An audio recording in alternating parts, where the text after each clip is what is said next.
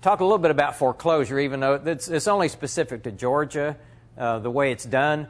But if you invest in tax lien certificates in other states, you will also have to foreclose. And as Ted mentioned a while ago, the first time around anyway, you're going to want to get an attorney to do it. And what I did is I just kind of looked over the attorney's shoulders and saw what forms he used.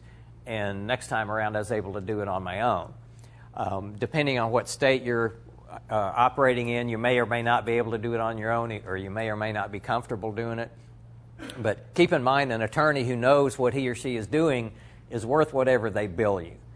You know, there are a lot of attorneys out there who have no clue about tax sales. You know, they've just never had, in their entire practice, have never had to deal with a tax sale.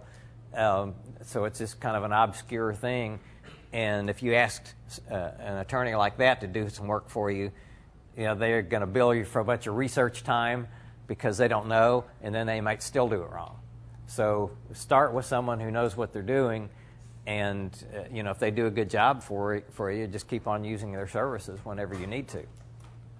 So it so happens in the Georgia state statutes, if you look them up, the state statutes as they pertain to tax sales, there's actually a section in there, a template, fill in the blanks for how to do the foreclosure.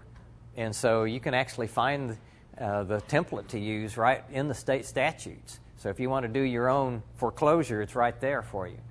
So I seem to have a habit of buying two adjacent properties. So this was another one where I bought two adjacent properties, same owner.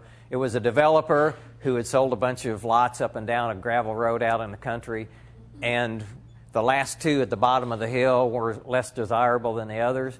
Instead of just selling them at a steep discount, he just disappeared, and went off and left them and quit paying the taxes. And they went to the tax sale. My attorney located the guy, sent him notice, and he didn't respond.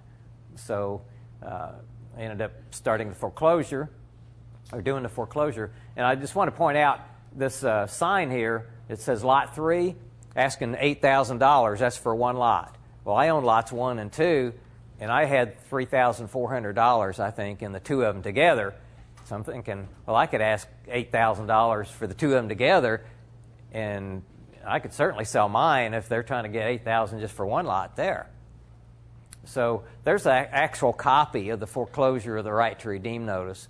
And just some of the elements of it, just to go over it briefly, not to belabor the point, but the upper part of it is, it starts at Georgia, Crawford County, notice of foreclosure of the right to redeem, and then it gives the names of the people who have a legal interest in the property, has the tax parcel ID number, has a legal description of the property, and then it gives the date and the time that the foreclosure is effective. So it gives you 45 days from the time the notice is given out, and if you don't respond by then, then it's over with, and then it has the attorney's contact information there.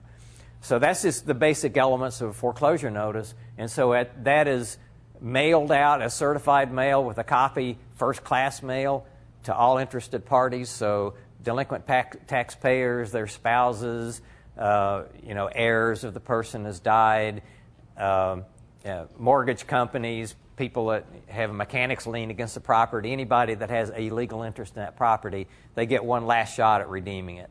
And if they don't respond, then the mortgage is wiped out, and all interest in the property that other people might have is wiped out, and the property becomes yours.